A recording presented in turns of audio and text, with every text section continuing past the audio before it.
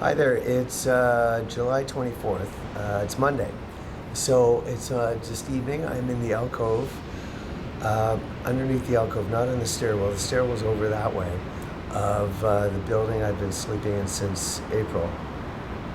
But I wanted to start just taping different things during the day, not for videos I'm uploading under my official series, Fireside Chats, and now the POLICESTATE Toronto internment camp. This might be part. I just want to start filming me talking during the day or whenever, random thoughts that it can all be put together in a documentary or a movie. So I was thinking tonight about what a great idea.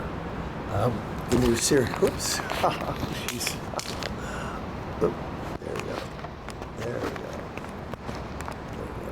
There. Nope. Get into focus. We can edit this out. It's not a big deal. There we go. So I was thinking tonight about what a great idea the new series POLICESTATE Toronto internment camp was, because, and that brought me into a few things. I was thinking they didn't think that I was going to buy another video camera, and after the one was stolen a week and a half ago, the video camera, the SD card which was unopened, and my electric cord for the laptop. That was when I was first uploading one of the Fireside Chat movies, actually. I think episode 3. They didn't think I was going to get another video camera, that I was going to spend the money. They stole about $200 worth of stuff in about 10 days. They stole a lighter. They stole, what else? There was something else that they stole that was worth about 20 or 30 bucks. The lighter was about 20. Yeah, they stole the cell phone. Well, that was, I haven't even included that yet. The video camera was about $110. So I started thinking, how much money have I spent over the last couple of months on travel? I never put anything together. And I figured the trip to Niagara Falls and the trip to Sudbury, together I spent about $600 to $700, conservatively $600. And then I realized I have gone through 3 different video cameras in the last 2 months. 2 of them have been stolen, so that I'm on to my 3rd one now. And each one is about $100. Excuse me. So I've spent another $300 on video cameras. So we're up to about $1,000 I've spent over the last 2 months. And when I thought about that, I realized that's why I'm in this position, and that's why, because I was thinking along the same line, I spent $1,000 on trips and video cameras alone over the past 2 months. And I thought to myself, I spent that money because I wanted to make sure Where's My Canada was a success. And I did put my money on the line. I have sacrificed tremendously for Where's My Canada. I was thinking, because at the end of each of the last 3 months, it's been particularly painful. I mean, they stole $200 about a week and a half ago, so that threw me over the edge for sure. But I've also spent money. So when I look at May, June, and July, those 3 months, I have spent a lot of money. We're at the end of July, so basically we're looking at just a 2-month window there where I've spent a lot of money. And as a result, when the months were starting and I started each trip, I never looked at budgets. I was always under the hopeful category that things are going to work out somehow. So I never looked at a budget. And particularly when I went up to Sudbury, each leg I went on, I had to spend another roughly $70 on a bus ticket. And I kept thinking, well, everything will work out. I'll just keep going as far north as I can before something goes wrong or I have to go back. And I reached Sudbury, and maybe I should have kept going, but I had that court date looming at the end of June that I knew I needed to get back to Toronto for. And I never looked at how much money I was spending on the hotels, on taxis. I was overcharged ridiculously with the goose chase that I was sent on both nights in in North Bay and Sudbury. Both of those nights, I went on goose chases on taxis that cost about $40 each. And so that's another $80. So you add all this up and you can get up to the $1,000 mark pretty quickly.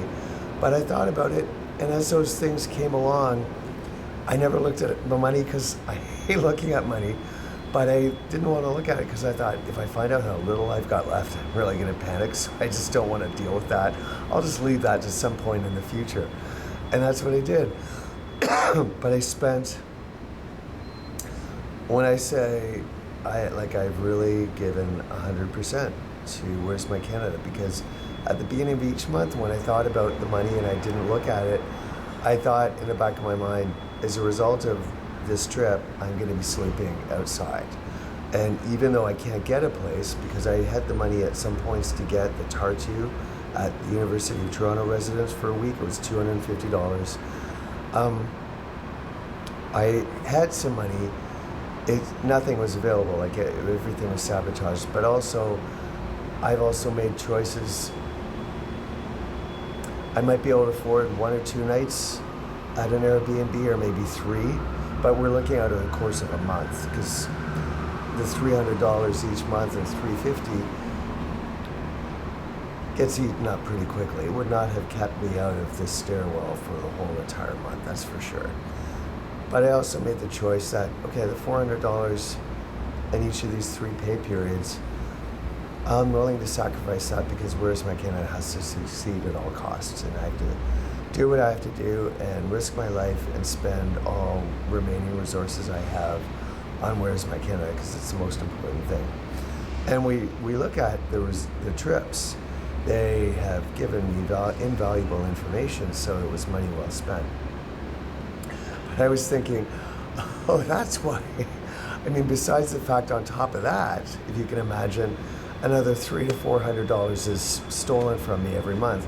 Remember the Airbnb charge? I was charged $140 for 3 properties on the same evening that are showing up on my bank statement. It's proven that I was robbed. And when I say to you, I'm robbed $300 to $400 every month, it's true. So that's just $140 there. There was $200 that was stolen from my wallet when I went down for a cigarette when I was at Dawes Avenue those first couple of days. The police broke in and stole that. So when you look at all this stuff, the $200 stolen last week, a week and a half ago, and then you have $200 at Dawes Road, and then you have the $140 that's provable through a bank statement through Airbnb fictitious properties. When you add that up, you're at $540. So if you look at $1,000 that I spent on the trips and 3 video cameras, and then you're looking at another $540 that's stolen, that's $1,500 just since April. I mean, this is why I'm having these financial problems every month, is I'm making choices to invest in Where's My Canada, but I'm also having all this money stolen from me. So all that went through my mind. And then, after I thought of that, I thought, yeah, that stairwell has been my home for the past 3 months. Since about the middle of April, I've slept in that. And every morning I've gone down the street and I've gone to Starbucks, a lot of the mornings. And I've shaved in there quite a few times. I brush my teeth in there. I do work in there, a lot of work. I sit on the patio sometimes outside. And I thought to myself, that place has become my home in a way. Every morning I'm there. Tomorrow, I have no money on me now. I have 2 cents, literally, I have 2 cents. And, excuse me, I'm gonna have to bum some money off of someone off Queen Street tomorrow morning when I wake up to get a coffee in the morning. And I'll be able to do it. And then the brilliant idea, this is what I wanted to say, this was another point of this conversation, brilliant idea came to my mind, and that was, why don't I take a film and put it part of the POLICESTATE series on how Starbucks has become my home, and every morning. So I made a video tonight. I am so excited, it was wonderful. I made a video and I'm gonna edit it. I just took 1 shot and I'm gonna edit it, and it's a message I sent to Starbucks chairman, Howard Schwartz, thanking him The staff in the Starbucks has been very hospitable to me over the 3 months, and I've been kind of cranky a few times, and I've been thrown over the edge under skits. Let's put it that way. That's made me cranky. When I go in there, I'm okay. But once the androids start fucking around with me and zapping me, then I start having some problems. Or when they start playing skits in front of a bathroom, like one of them did last week, just to antagonize me. And anyway, besides that, and a few of the people that are there that are under the influence of dark forces, they have been very kind to me, and they gave me free coffee. I mentioned this in the video. I sent this message to chairman of Starbucks, Howard Schwartz, and then I thought of it after, and I put the logo in of me speaking, and this logo I'll put on the thumbnail, and I'll send it to Howard Schwartz tomorrow. And I thought, oh my God, that is absolutely brilliant for many reasons. Number one, Howard Schwartz is a prominent American businessman, so he will share it. He'll be proud to share it with all of his staff, and he'll share it with his business colleagues, and he'll probably promote it. And it's a great thing because here's Where's My Canada saying that Starbucks has been my home the last 3 months, and it's been my morning home. And that's a wonderful endorsement for Starbucks. And so in my thumbnail, and this will be one of the POLICESTATE Toronto internment camp episodes, in the thumbnail, I'll put a Starbucks logo. And that is guaranteed. Whenever anyone sees that, and the video will hopefully be around 3-4 minutes max, they'll be guaranteed to want to open up, because they'll be wondering, well, what's Starbucks got to do with a POLICESTATE internment camp? And it's just great. So I thought of that, and I thought, wow, that's really good. So a lot of good things happened tonight at the end of the evening. It's really funny. So